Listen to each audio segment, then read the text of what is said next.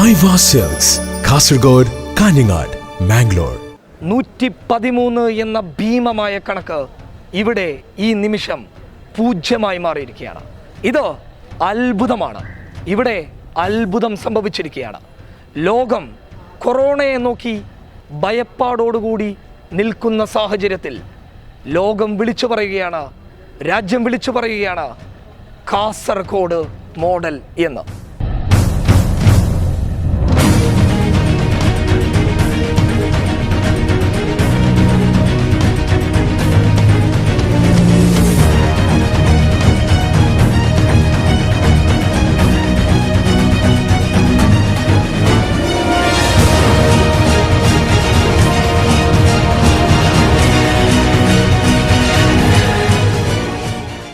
ഞാനിപ്പോഴുള്ളത് Kasaragod general ആശുപത്രിയിലാണ്.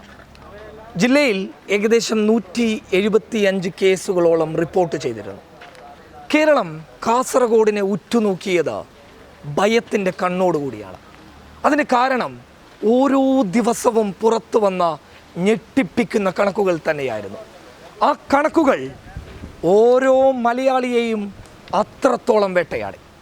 എങ്ങനെ ആ കണക്കുകളെ പൂജ്യത്തിലേക്ക് എത്തിക്കാൻ വേണ്ടി സാധിക്കും?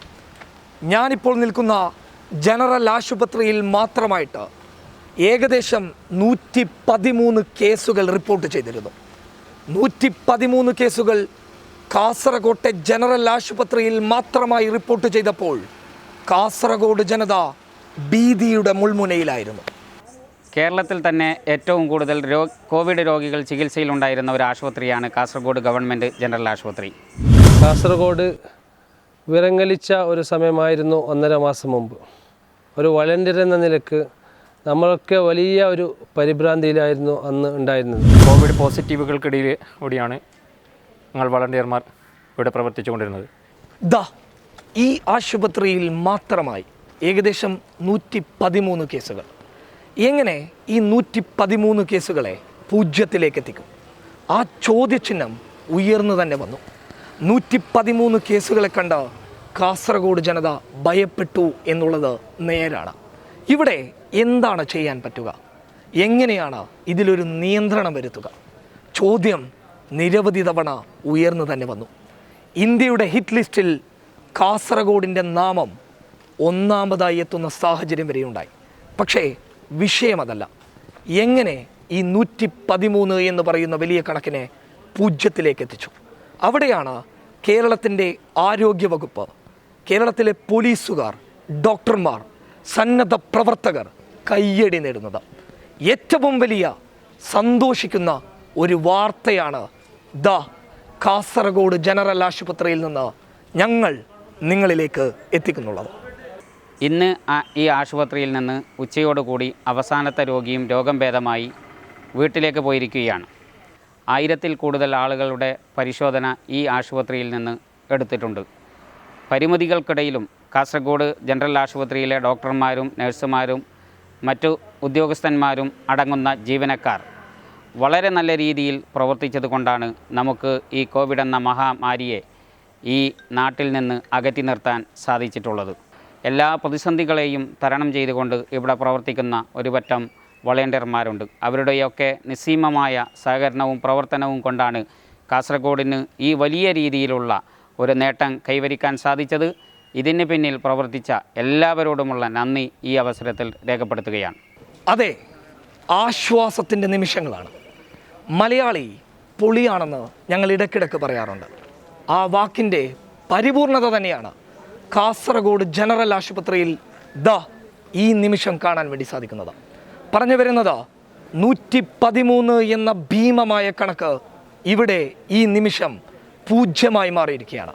ഇത് അത്ഭുതമാണ്. ഇവിടെ അത്ഭുതം സംഭവിച്ചിരിക്കുകയാണ്. ലോകം കൊറോണയെ നോക്കി ഭയപ്പാടോടുകൂടി നിൽക്കുന്ന സാഹചര്യത്തിൽ ലോകം വിളിച്ചു പറയുകയാണ്, രാജ്യം വിളിച്ചു പറയുകയാണ് കാസർഗോഡ് മോഡൽ എന്ന്. ഇവിടെയാണ് കാസർഗോഡ് ജനതയുടെ അതിജീവനമെന്ന ഏറ്റവും വലിയ പച്ചയായ സത്യം കാണാൻ വേണ്ടി സാധിക്കുന്നത്. പൂജ്യം എന്ന് പറയുന്ന അക്കത്തിലേക്ക് കാസർഗോഡ് എത്തി നിൽക്കുകയാണ്. വളരെ സന്തോഷകരമായ ഒരു നിമിഷത്തിലാണ് നിൽക്കുന്നത്. കാസർഗോഡ് ജനറൽ ആശുപത്രിയിൽ ചികിത്സയിലുണ്ടായിരുന്ന 89 പേരിൽ അവസാന രോഗിയും ഇന്ന് സുഖം പ്രാപിച്ച് ആശുപത്രി വിട്ടിരിക്കുകയാണ്. വളരെ സന്തോഷകരമായ ഒരു കാര്യമാണിത്.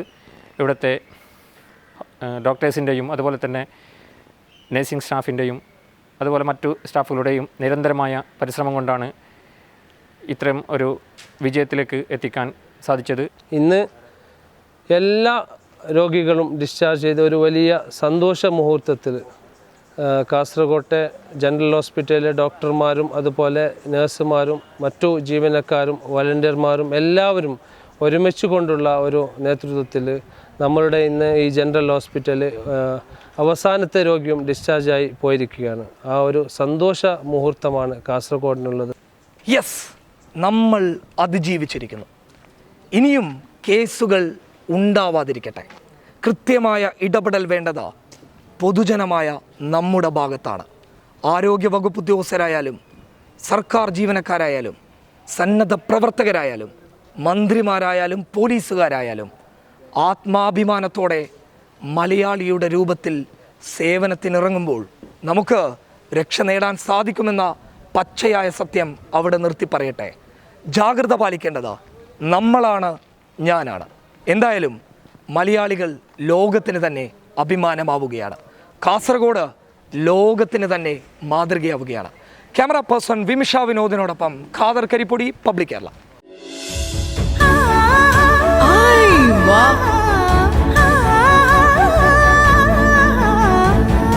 Aiva Silks, Kasargod, Kaningad, Mangalore.